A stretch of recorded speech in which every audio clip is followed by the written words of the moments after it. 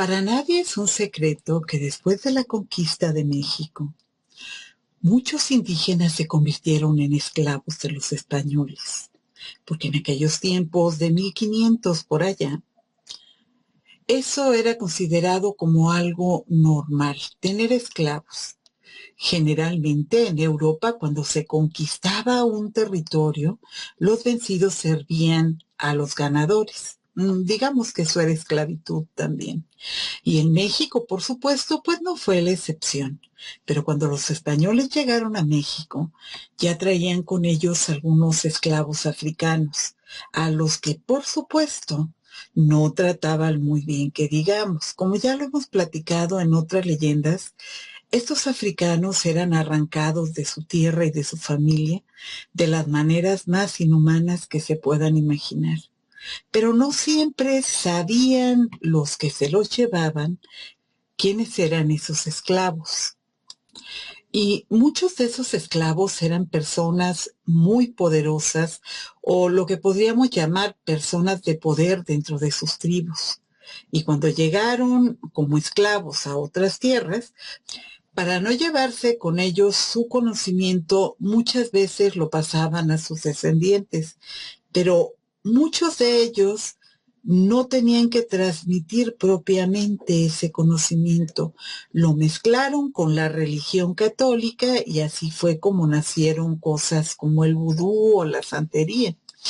Y en la Nueva España, que era el México de aquel entonces, los frailes tenían la intención de evangelizar a los que consideraban salvajes, es decir, nosotros los pobres indígenas.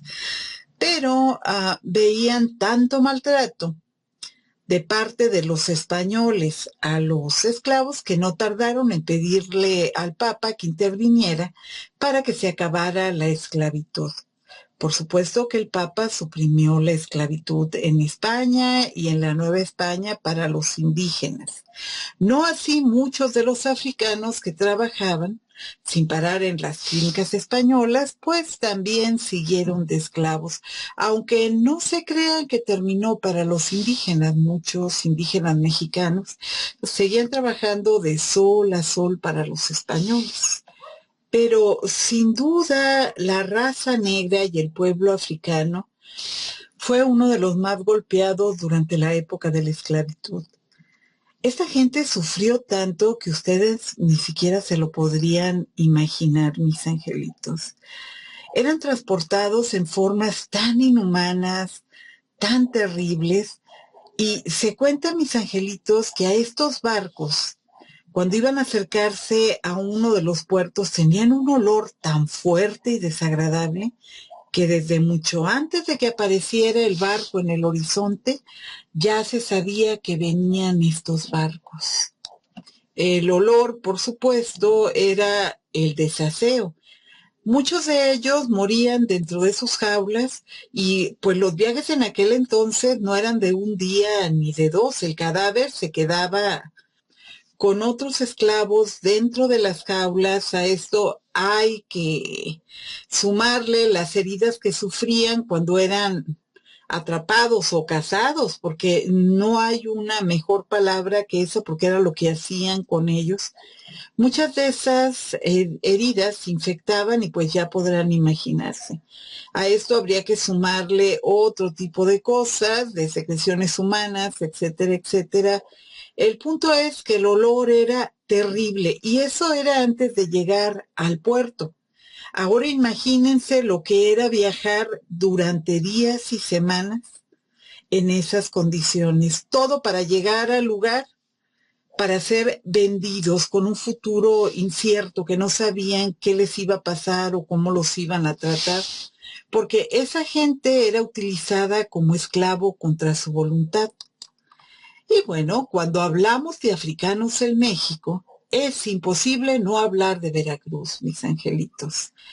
La conquista de México justamente comenzó en el puerto de Veracruz y Veracruz se convirtió en una conexión entre los dos mundos.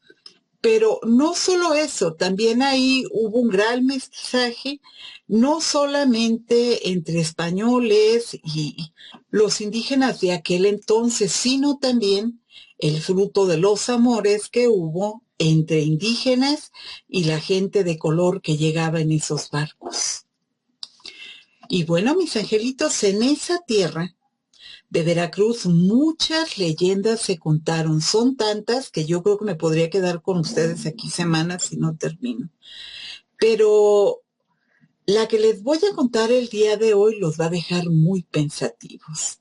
En Veracruz está el castillo de San Juan de Ulúa. Esta es una edificación que a la fecha existe, en la que cuando estamos dentro se siente una sensación tan desagradable, mis ángeles. Y sin duda es un lugar obligado cuando vamos a visitar Veracruz. Ese lugar está lleno de fantasmas por todos lados y en sus paredes aún están grabados muchos de los sonidos de los gritos y lamentos de aquellos que fueron enviados a ese terrible lugar. Este fue construido como un fuerte para proteger en aquel entonces a Veracruz de los piratas, porque han de saber que éramos visitados constantemente por ingleses, por franceses, etcétera, etcétera, etcétera, etcétera. Pero con el paso de los años, esto se convirtió en una siniestra prisión, donde no solamente iban los delincuentes, mis ángeles, también iban los enemigos de los políticos de aquel entonces y de los hombres fuertes de Veracruz. Y por supuesto, ¿cómo lo íbamos a olvidar? También los de la Santa Inquisición, porque ahí en Veracruz se usaba que el Santo Oficio, pues quemaba a la gente en las plazas, ya saben. Entre las paredes de San Juan de Ulúa estuvieron personas ilustres de todo tipo, mis ángeles. Y ese castillo también dispone de un siniestro cementerio que era utilizado muy frecuentemente. Ya podrán imaginarse cómo serían los tormentos que se vivían en ese lugar.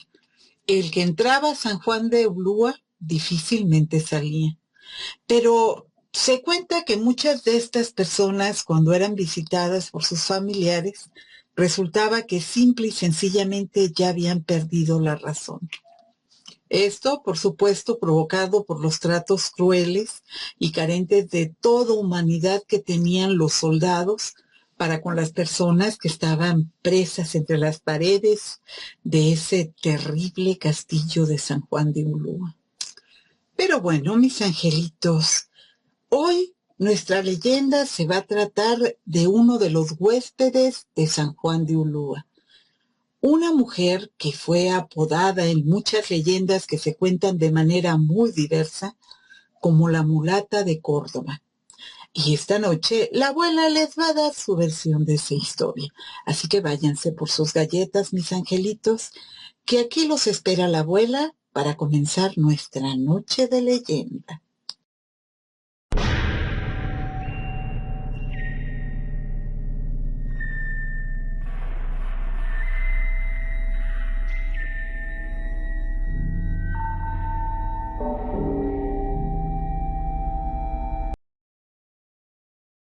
Bueno, mis angelitos ya están arropaditos en sus camas y listos para que les cuente esta leyenda. Entre los personajes que estuvieron presos en San Juan de Ulúa estaban unos traficantes de esclavos de aquella época. Unas semanas antes estuvieron en África, en una aldea en la que no había hombres porque los hombres habían salido a cazar. Así que pronto hicieron una muy buena carga de esclavos que era compuesta en su mayoría de jóvenes mujeres y niños. Algunos hombres que regresaban de cazar quisieron evitar que se llevaran a su gente, pero la diferencia entre las armas de unos y otros hizo una gran diferencia, mis angelitos. Los africanos, armados apenas con lanzas y flechas, pues ya podrán imaginarse, mis ángeles quedaban tirados en la tierra tras de que los españoles utilizaran sus mosquetes para defenderse. Poco o nada podían hacer esos guerreros para defender a sus familias, salvo ver cómo eran encadenados mientras los hacían caminar en fila india para poder abordar ese barco inglés. Ya podrán imaginarse la impotencia, el llanto de toda esa gente al sentir cómo los estaban arrancando de su tierra y sobre todo el miedo de no saber a dónde los llevaban. El último en abordar el barco fue este capitán inglés que les digo que estuvo preso ahí en San Juan de Ulúa. Cuando se disponía a abordar el barco, él pudo ver a un brujo africano desde la orilla, gritándole maldiciones porque se llevaron a una de las princesas de la tribu, que era portadora de conocimientos muy especiales. Y se cuenta, mis ángeles, que desde el primer momento el infortunio atacó el barco inglés. La nave iba cargada de esclavos, lo cual les representaba mucho dinero. Sin embargo, algo había en el ambiente que los hacía tener miedo a todos los tripulantes del barco. Esa noche no hubo festejos. El silencio del barco era casi sepulcral y lo único que rompía ese silencio eran los cantos de los esclavos que llevaban en el barco. Poco más de 200 africanos llevaban atados, encadenados, sin apenas espacio para moverse. Niños y mujeres llorando. Era la primera vez que escuchaban un canto.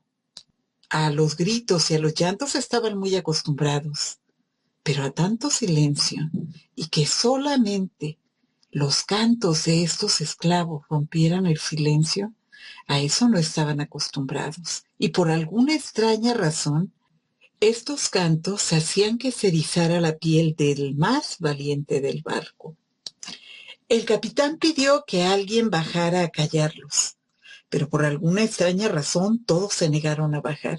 Entonces él valientemente bajó, observó y vio que era una mujer la que estaba cantando. Todos callaron, pero la mujer seguía cantando, mientras lo miraba de una manera bastante retadora.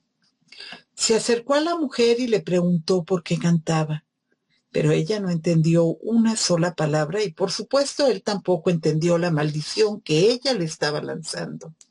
Pero había tanta rabia en los ojos de la princesa que no tardó en darse cuenta que aquello era peligroso, así es de que rápidamente salió y cerró la puerta atrás de él.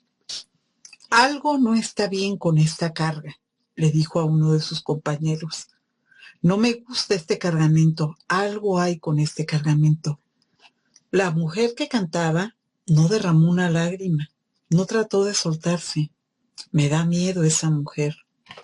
Pronto tomó a uno de los esclavos que tenía de tripulación y le pidió que bajara y le preguntara a la mujer qué era lo que cantaban, pero inmediatamente su esclavo le dijo: yo ahí no bajo.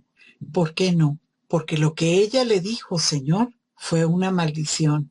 Ella le dijo: nuestro dolor será tu dolor. Tonterías, le dijo el capitán.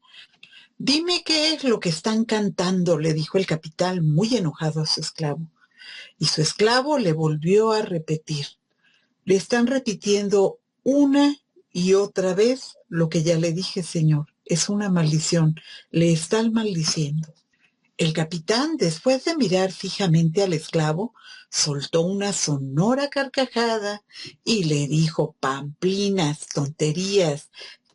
Me están maldiciendo y los encadenados son ellos. Linda cosa. El capitán se dio la media vuelta y se fue a su camarote a dormir. A la mañana siguiente, su segundo al mando comenzó con fiebre. No pudo levantarse, no sabían qué tenía. Después cayeron otros dos, después otros dos, y así hasta que quedaron solamente 10 personas en la tripulación. La mayoría murieron, sin explicación alguna, porque todos habían comido lo mismo, y la explicación que pudieron darle a aquello es que tal vez en África les había picado alguna cosa, o habían comido todos de algún árbol que resultó venenoso. Después de todo, tendrían que darle una explicación a todo aquello. Pero el capitán dentro de él no dejaba de recordar las palabras que decía la mujer. Eso que le tradujo su esclavo, que era algo así como nuestro dolor será tu dolor. Ya no se reía tanto cuando lo recordaba. Nuevamente, los cantos de la mujer rompían el silencio de la noche. Él no entendía qué era lo que decía, pero estaba seguro que la mujer tal vez tenía algo que ver con todo lo que estaba pasando en el barco. Cuando se disponía a bajar, a callar a la mujer, comenzó una gran tormenta. Fue de tal magnitud esa tormenta que aun siendo él un experto navegante, perdió el rumbo quedándose el barco a la deriva. Él y los pocos hombres que le quedaban de tripulación navegaron sin rumbo durante días hasta que de pronto se vieron frente a las costas de Veracruz. Pero apenas pisaron tierra sus hombres fueron asesinados por los nativos del lugar. Así es de que sin pensarlo levantaron las anclas y volvieron a la mar. Confundidos y sin saber en dónde estaban, no tardaron mucho tiempo en encontrar las costas nuevamente, costas donde se podía ver claramente un fuerte. Así es de que el inglés se sintió muy aliviado. Al principio los españoles que resguardaban el fuerte de San Juan de Ulúa pensaron que eran las naves del rey, pero una vez que bajaron del barco, el capitán del barco y su tripulación para poder pedir permiso para desembarcar en el fuerte, era tan fuerte el olor a muerte que despedía la embarcación que les causaron mucha desconfianza a los soldados, los cuales inmediatamente mandaron aviso al Santo Oficio, que por supuesto no tardaron en venir a ver de quién se trataba. Cuando revisaron la carga y se dieron cuenta que eran esclavos y los vieron en las condiciones infrahumanas en las que los traían en el barco, el Santo Oficio los mandó a apresar. Los acusaron de haber robado un cargamento de esclavos y aparte que ya habían prohibido el asunto de los esclavos, pues ya podrán imaginarse. Directos a las mazmorras de San Juan de Ulúa. Y se cuenta que los esclavos fueron puestos en diferentes casas por los frailes, pero los ingleses, tanto el capitán como la tripulación del mismo, fueron maltratados como no tienen una idea dentro de San Juan de Ulúa. No solamente fueron encarcelados, dicen que sufrieron castigos de todo tipo, no entendían qué había pasado, pero pareciera que el canto de esa mujer les hubiera traído la mala suerte desde el primer día que la subieron al barco. El capitán pues fue encarcelado, fueron azotados durante días, la mayoría de ellos. Se cuenta que algunos recibieron hasta 200 o 300 azotes, que no quiero contarles cómo era aquello, pero la piel quedaba abierta totalmente y a algunos incluso se les podían ver los huesos.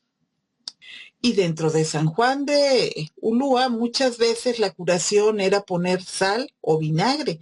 Ya se podrán imaginar el tormento de estos pobres desgraciados. Las torturas eran con el objeto de que ellos confesaran que se habían robado el barco y que los esclavos que traían en el barco también eran robados. Y si toman en cuenta que tanto en la Nueva España como en España ya estaba prohibido el asunto de la esclavitud, pues no les quiero platicar cómo les fue en el Santo Oficio. Pues al parecer, mis angelitos, la maldición surtió efecto y todos los tripulantes de esas naves murieron de una o de otra manera. Algunos por garrote, otros quemados, otros tantos fueron enviados a las galeras de los barcos españoles como remeros y pues lógicamente muchos ahí murieron porque ese tipo de trabajos era terrible. Y por supuesto que ni el capitán ni los marineros jamás reconocieron que eran ladrones de barcos y mucho menos de esclavos. No reconocieron uno solo de los delitos imputados porque por supuesto que no habían robado a los esclavos. Ellos mismos habían ido por ellas y el barco sí pertenecía al inglés. Pero la maldición estaba echada. Y dentro de ese grupo de esclavos, no olvidemos que estaba la princesa, a la que no tardaron los frailes en darle el nombre de María. La mujer era sin duda muy hermosa, y los extraños símbolos sobre su piel la hacían aún más exótica y más hermosa. La princesa africana fue entregada a una familia adinerada de Veracruz, y ella sí aprendió el idioma español, y aunque era normal que un esclavo fuera maltratado, ella pronto se ganó el cariño de los niños y de los dueños de la finca donde vivía. Su patrona estaba muy enferma, pero María con sus hierbas hacía que la mujer se sintiera cada día mejor. Poco o nada se llamaba al médico entonces porque María curaba no solamente a sus patrones, también a los esclavos y a los niños de la finca. María conocía perfectamente todas las plantas, conocía los elementos, conocía la tierra, conocía todo prácticamente de la naturaleza y se cuenta que algunas noches bailaba bajo la luna a la madre naturaleza en recuerdo de su casa y de sus raíces. En aquel tiempo, un amo podía regalarle la libertad a un esclavo, o bien el esclavo podía comprarla si tenía dinero para pagarla. Y a María dentro de la finca la quería todo el mundo. Su patrona pronto se recuperó de su enfermedad y los dueños de la finca, agradecidos porque la señora sanó de sus enfermedades, le regalaron su libertad a María, en pago por todos los cuidados que había tenido con ella y con su familia.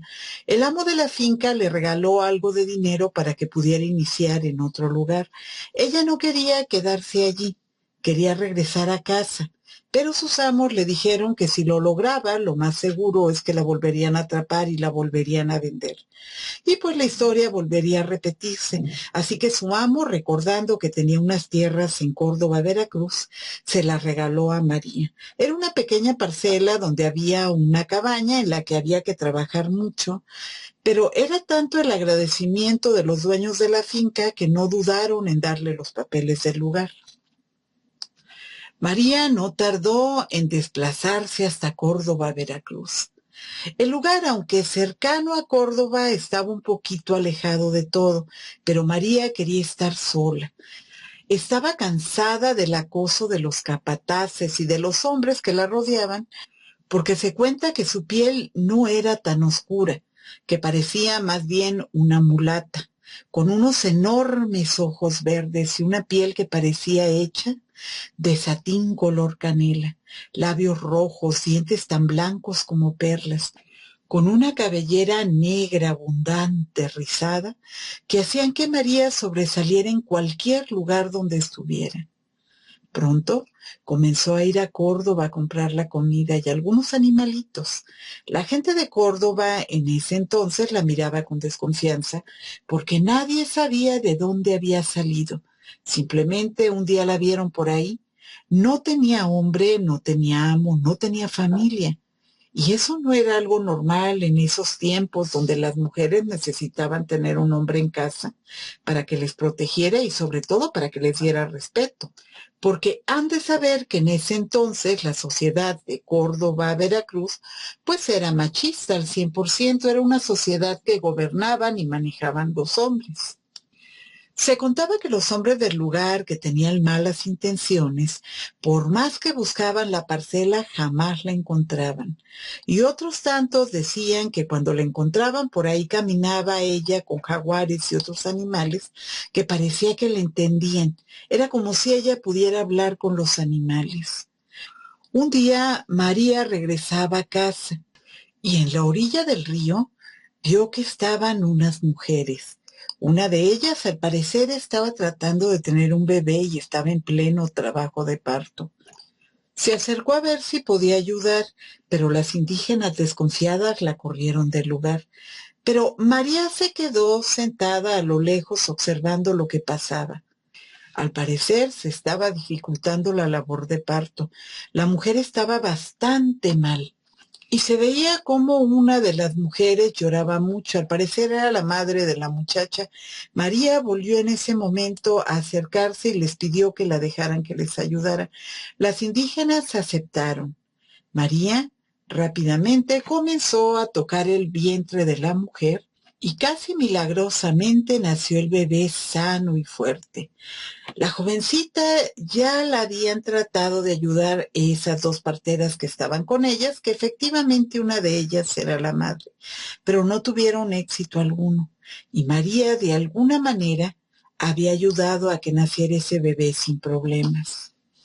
A partir de ese momento, las indígenas le regalaban un poco de fruta, le llevaban algunos vegetales y no tardó mucho en convertirse en una partera bastante famosa de Córdoba.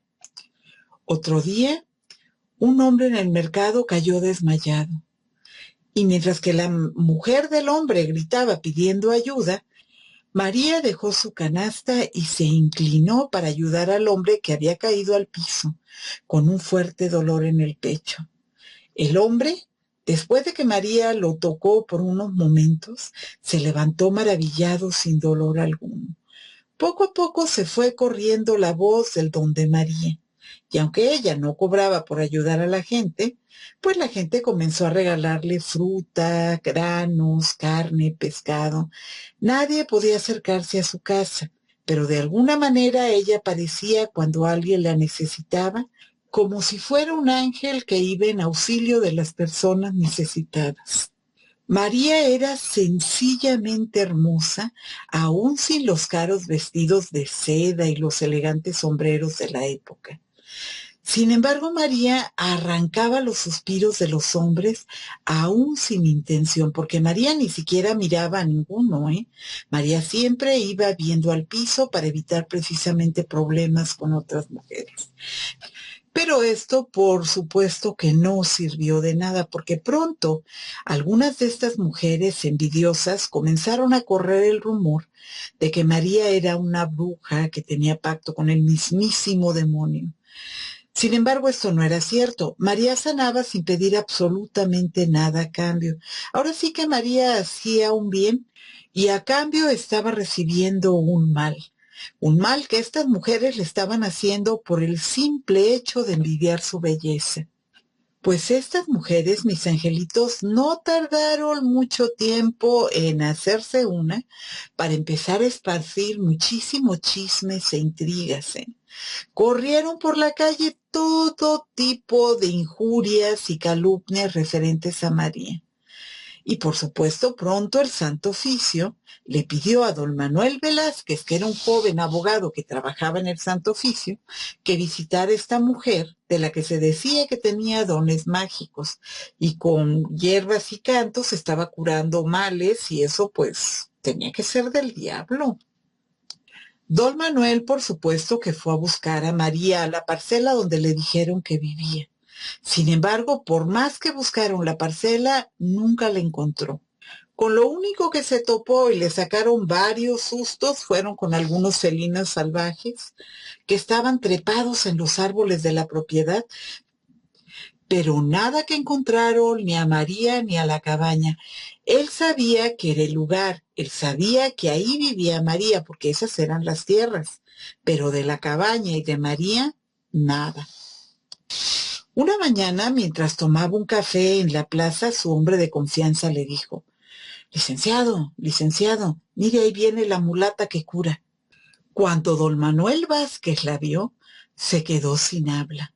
Era una mujer realmente hermosa, sin duda. Caminaba en silencio con rumbo al mercado. Sin pensarlo, se puso rápidamente de pie y caminó hasta ella. Señorita, señorita, deténgase un momento, por favor, deténgase. Llevo 2 días buscándole, 2. María, sin apenas mirarlo y sin detenerse, le dijo: ¿y para qué cosa me anda buscando usted? ¿Acaso yo tengo alguna cuenta pendiente con la justicia o le he hecho algún mal a alguien o como para qué me anda buscando? No, no, no, no, no, claro que no, le dijo don Manuel a la muchacha, pero María no detenía su andar. Que te detengas, te digo, necesito hablar contigo, le decía María, pero María seguía caminando muy seria. Simplemente quiero saber de ti, ¿cómo es eso que curas gente con hierbas y cantos? La gente dice que eres una bruja. María respondió ya en tono molesto. ¿Acaso parezco una bruja? ¿Acaso a mí alguien me ha visto hacerle un mal a alguien? Yo no sé qué quiere que yo le diga, pero si quiere preguntarme algo, pues pregúnteme pues. En ese momento, como venía don Manuel corriendo detrás de ella, pues la tomó del brazo.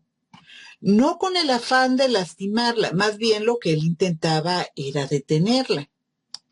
Don Manuel en ese momento, mientras la tenía tomada del brazo, le dijo: ¿puedes parar un momento o prefieres que esto lo arreglemos directamente en la comisaría o en el Santo Oficio? María en ese momento se detuvo y lentamente dirigió una mirada a la mano de don Manuel que le estaba apretando del brazo. Entonces, don Manuel, avergonzado, le soltó, pero al mirarla más de cerca se quedó prendado de su belleza. Jamás había visto una mujer tan bonita. Además, nunca en su vida había visto un esclavo de ojos verdes. Así que hasta el tono de voz le cambió a don Manuel. Dime, María, así es como te llaman, ¿no? María siguió mirando al suelo, pero le respondió: si así me está llamando es que usted sabe que es mi nombre, señor. Sí, efectivamente me llamo María. De acuerdo, María. Dicen que eres una partera y una curandera y una hechicera muy poderosa. María en ningún momento le miraba, sin embargo le estaba respondiendo. Hechicera, dice, poderosa, una hechicera poderosa. Dígame, señor, ¿qué hago aquí parada con usted si soy una hechicera poderosa? ¿Por qué no he desaparecido dejándolo solo si soy una hechicera poderosa? Vaya con la mulata, pensó don Manuel. Tenía razón. Si era una hechicera tan poderosa, bien podía desaparecer, pero ahí estaba. Así que don Manuel no pudo evitar sonreír dada la inteligencia de la muchacha. María en ese momento continuó diciéndole: mire, señor, la gente me respeta porque no me meto con nadie. La gente me regala cosas porque yo les auxilio cuando tienen problemas, pero mal no le hago yo a nadie. Y si algún mal lo he hecho, ha sido ignorar los comentarios maliciosos de algunas mujeres de este pueblo y las insinuaciones lascivas y miserables de algunos hombres de este lugar. Sin embargo, soy una mujer de respeto. Soy libre y soy casta todavía. No tengo nada de qué arrepentirme.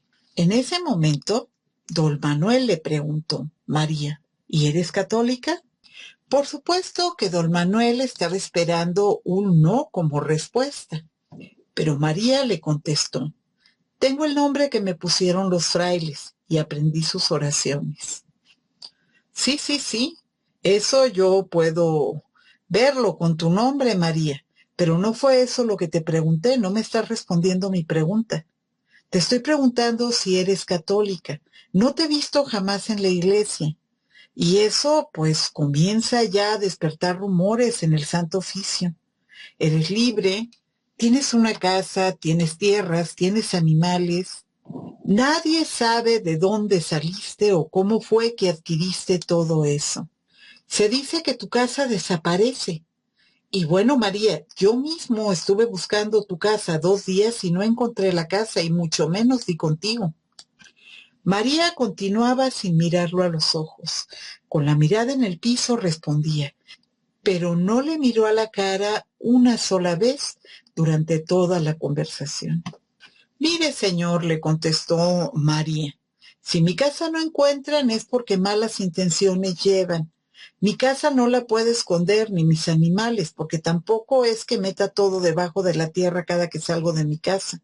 Si no dan con mi casa es porque no conocen el camino, señor, pero no puede acusarme de desaparecer mi casa. En ese momento, don Manuel sonrió divertido. En realidad era una tontería lo que había preguntado. No, María, no, le contestó don Manuel, no me refiero a eso. Dejemos las cosas en que hay muchos rumores y el Santo Oficio te empieza a poner atención. Sería muy bueno que vengas a misa en las mañanas y que te acerques al sacerdote para que evites los rumores. Yo puedo ver que no eres una mala persona y también entiendo muy bien que tú lo único que haces es ayudar a la gente y no les cobras. Pero mejor será que comiences a asistir a misa en las mañanas. No perteneces a este lugar, pero bien dice el dicho, pueblo chico, infierno grande, María. No te olvides de esto. Don Manuel se puso su sombrero y haciendo un movimiento suave con la ala de su sombrero cerró la conversación. Gracias por detenerte, María. María, como siempre, fue al mercado y regresó a su casa. Pero don Manuel no pudo dejar de mirarla desde ese día. Al siguiente día, don Manuel fue al Santo Oficio y les contó que él no encontró nada raro y mucho menos que fuera cierto nada de lo que decían de la muchacha, que era una muchacha que trabajaba y ayudaba cuando podía a los demás y los pobladores de las rancherías pues le llevaban algunas cositas en pago, pero que él no encontró nada mágico y mucho menos extraño. ¿Estuviste en su casa?, le preguntó el inquisidor.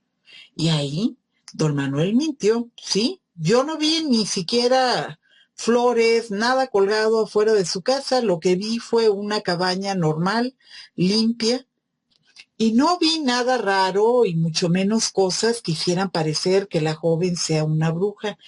Yo más bien diría que la mujer es muy bonita y eso hace que algunas mujeres le tengan envidia. Así es que yo creo que todo esto no es más que una calumnia.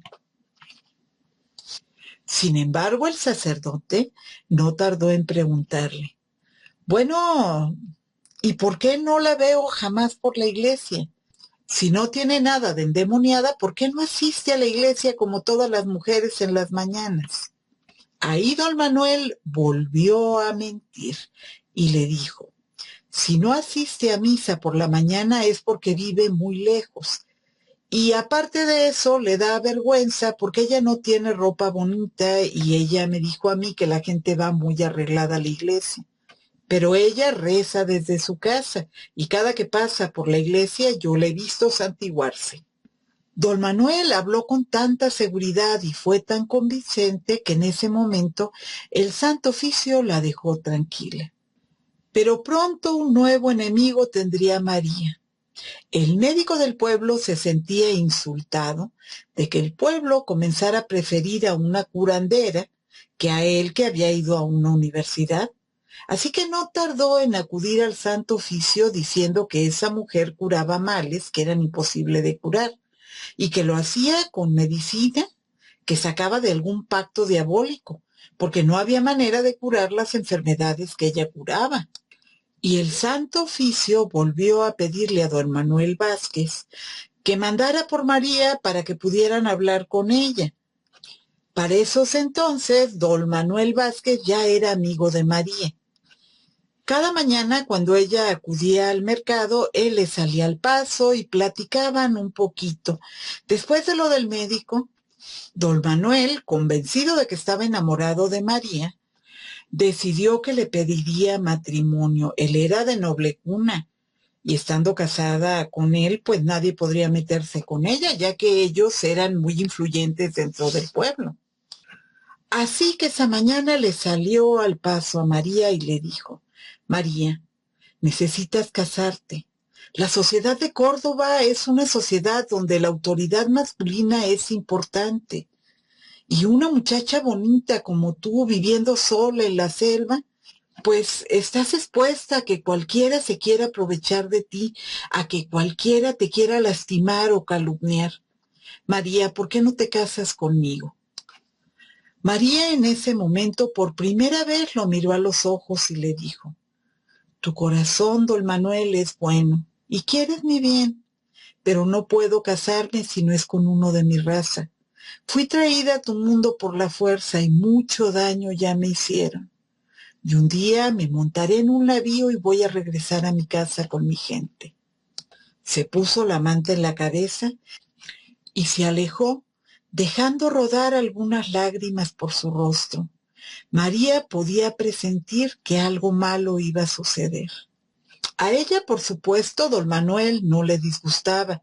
Era un hombre bastante bien parecido, era un hombre poderoso dentro de Córdoba, pero ella, por cuestiones de su familia y demás, pues quería mantenerse casta porque ella tenía la ilusión de regresar nuevamente a casa.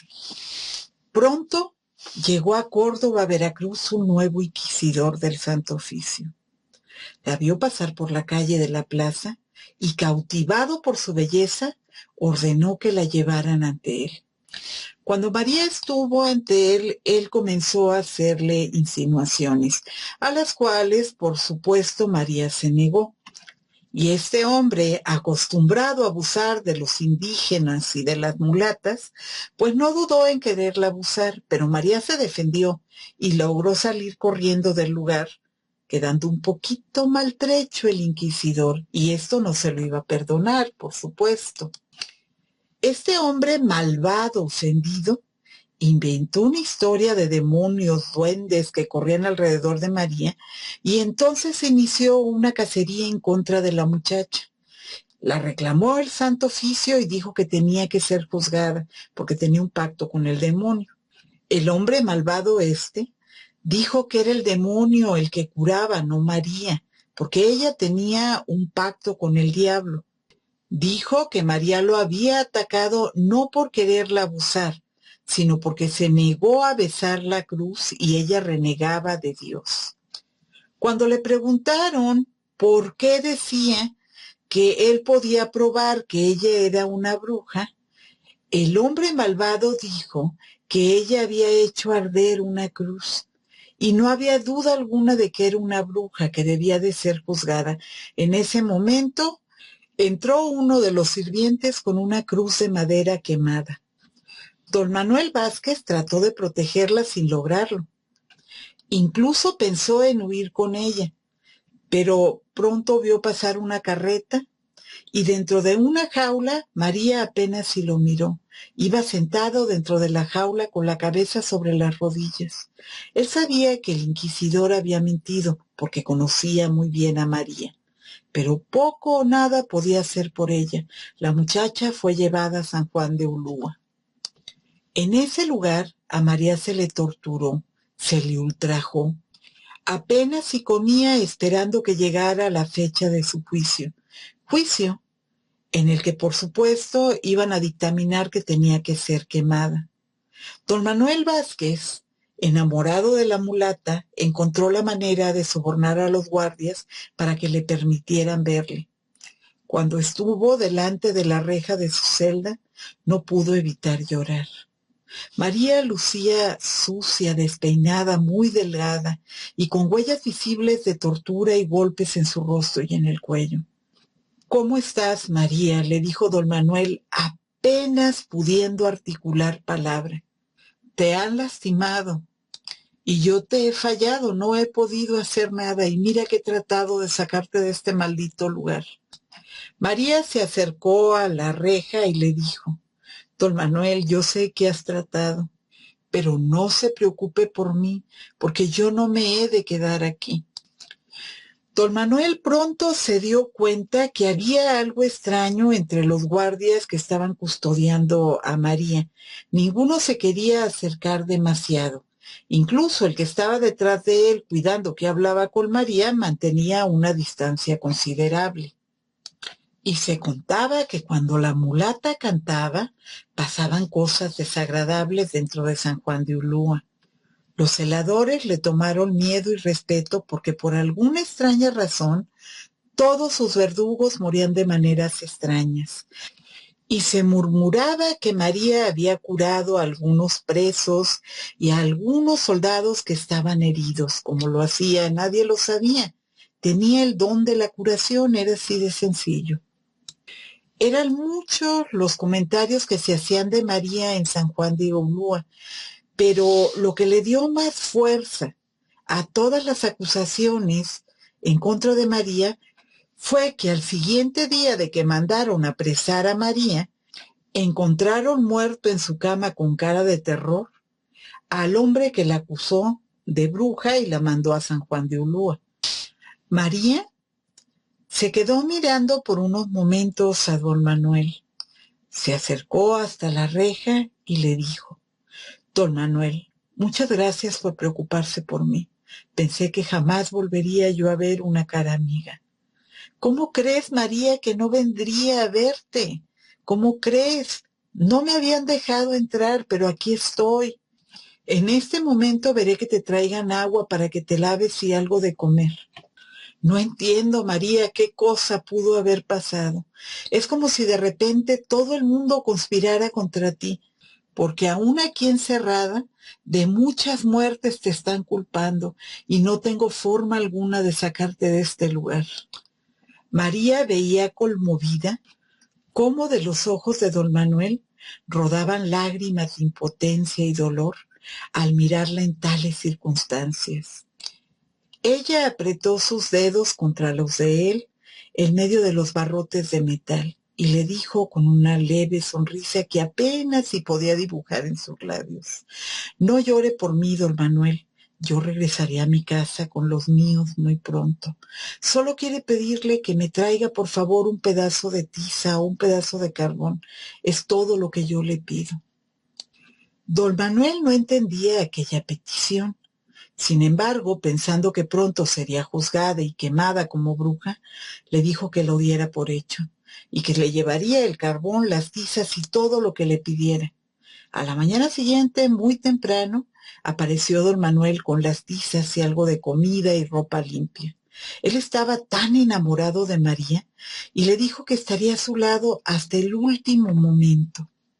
María eso por supuesto que no lo dudaba. Ella podía ver el corazón de don Manuel, que sinceramente estaba muy preocupado por ella y sufría de una manera terrible, sin poder hacer nada por ella en ese momento. Después de todo, ponerse en contra del Santo Oficio en aquellos entonces, pues no era cosa fácil. Si no querías terminar también tú juzgado y rostizado ahí en medio de la plaza. Cada día por la mañana fue don Manuel a verla y cada día miró cómo en el muro de su celda avanzaba un mural precioso que tenía el océano y un barco pintado con gran detalle. ¿Qué cosa es esa, María?, le dijo sonriendo don Manuel. En verdad eres una gran artista y yo no sabía que podías pintar. Mira eso, si hasta parece que el mar se mueve y hasta la brisa del mar puedo sentirla en este momento. María sonreía y le decía: lo que siente es la humedad de este lugar y el agua de la brisa que siente es la de las goteras, le decía María sonriendo mientras le señalaba las goteras en el techo. Don Manuel, a pesar de la pena que lo embargaba de saber que iba a ser quemado el amor de su vida en la plaza del pueblo, él se sentía conforme porque hizo feliz a María durante el tiempo que duró su juicio, hasta que el día fatal llegó, mis angelitos. Y entonces ya le dieron la fecha en la que moriría quemada en la plaza pública. Ay, don Manuel estaba destrozado. María era inocente, pero nada se podía hacer contra tanta calumnia y además el Santo Oficio era el Santo Oficio. Y durante el juicio, todas las personas que sanó María, que deberían de haber estado muy agradecidas con ella, casi todas declararon en su contra. Solo algunos de ellos dijeron la verdad y se negaron a decir mentira, diciendo solamente que les salvó la vida, les ayudó, o que les ayudó cuando no encontraron cura en otro lugar y que jamás les pidió nada a cambio. Pero bueno, el Santo Oficio quería quemarla a como diera lugar porque la culpaban de la muerte del hombre este que mintió con lo de la cruz y demás. Ellos, independientemente de lo que dijeran los testigos, pues ellos ya la habían juzgado y ya tenían un veredicto fatal, aún antes de que terminara el juicio. Así que cuando alguien intentaba defenderle diciendo que María era una mujer piadosa, de inmediato el Santo Oficio preguntaba maliciosamente, ¿y durante esas curaciones en algún momento mencionó a Jesús, a la Iglesia, a Dios o a María Santísima? Cuando decían que no, les pedían que se retiraran. Fueron muchos pobladores de Córdoba, Veracruz, los que lloraban por María, afuera de San Juan de Ulúa. Y muchos le dejaban comida y pequeños regalos para darle ánimos, pero jamás llegaban, ya que los guardias, después de la muerte de algunos de sus compañeros, le habían tomado miedo, y ninguno se acercaba salvo para llevarle la comida o agua. Un día se le avisó a María que a la mañana siguiente sería quemada en la plaza pública, pero ella simplemente le dijo al guardia, bien, eso dice el Santo Oficio. Ahora falta ver si lo pueden hacer. Don Manuel, al recibir la noticia, no tardó en salir disparado a San Juan de Ulúa. Una vez ahí, apareció delante de María con el rostro totalmente desencajado. María, mañana te quemarán en la plaza pública. He pagado para que se corte tu vida antes de que te quemes. Jamás permitiría que pases por ese tormento, María. Todo esto es tan injusto. María le dijo, mira, terminé mi barco. Don Manuel le volvió a preguntar, María, ¿eres consciente de lo que te estoy diciendo? Mañana te van a quemar en la plaza pública. Sí, ya lo escuché, don Manuel. Vea, acabo de terminar ya mi barco. Dígame, ¿qué le falta a mi barco? Don Manuel miraba el barco impresionado. El barco parecía real. Era como si el barco fuera a salirse del muro. Así que le dijo, no le falta nada. Es perfecto. Dígame, ¿qué le falta a mi barco? Don Manuel sonrió y le dijo a María, admiro tu valor y la tranquilidad que tienes ante una noticia tan fatal. No moriré, don Manuel, le dijo María. Ya se lo he dicho, me iré a mi casa, y me iré a mi casa pronto, y usted sabrá de mí. Dígame, don Manuel, ¿qué le falta a mi barco? Don Manuel, con los ojos llenos de lágrimas, sonrió y le dijo, ¿escuchas la lluvia? Es como si el cielo llorara por ti también, María. No, don Manuel, no llora por mí. El cielo está feliz por mí. Ya se lo dije, no moriré. Dígame qué le falta a mi barco. Don Manuel se quedó mirando el barco y le dijo, a tu barco lo que le falta es navegar, querida María. Le falta navegar. En ese momento, ante la mirada atónita de don Manuel y del guardia que cuidaba a don Manuel, María subió por la escalerilla del barco y una vez arriba le dijo, me voy a casa, don Manuel. Pronto sabrá de mí. Levantó la mano para decir adiós y en ese momento el guardia que estaba detrás de don Manuel abrió rápidamente la reja incrédulo. María realmente había subido al barco dibujado en la pared que se alejaba lentamente en el océano, mientras que el agua que entraba por las goteras de la pequeña celda comenzaba a borrar el dibujo de María. El guardia comenzó a gritar que María se había escapado. Los guardias corrieron por fuera de San Juan de Ulúa y por dentro tratando de buscarla, pero no había rastro de María. Don Manuel se acercó al muro incrédulo y pasó los dedos sobre el dibujo que desaparecía, sin poder evitar en ese momento llorar de alegría.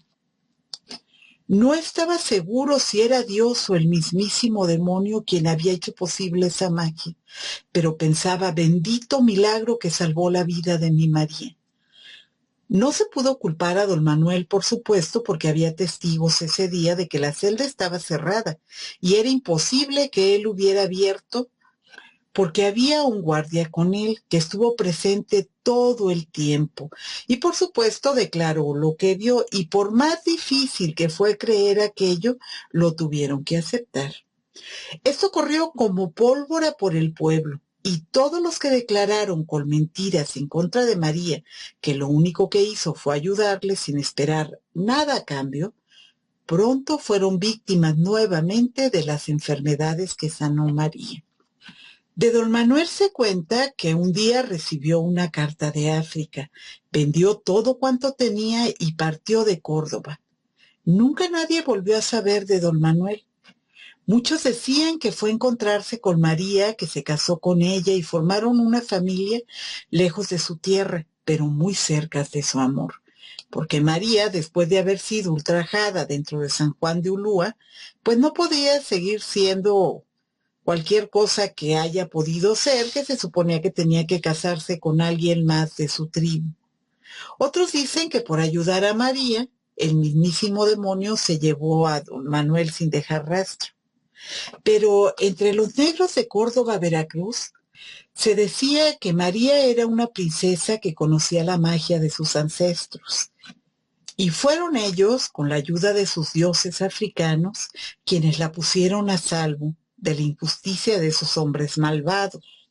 Lo cierto es que de María jamás se volvió a saber nada, pero la leyenda corrió de generación en generación. Y bueno, mis angelitos, si esta historia es verdad o es mentira, pues ya lo juzgarán ustedes. Porque de esta misma historia existen tantas versiones como estrellas en el firmamento. Pero cada leyenda, mis angelitos, algo de verdad lleva en ella. Pero eso ya me lo dirán ustedes en los comentarios, mis angelitos. De momento ya es la hora de soñar.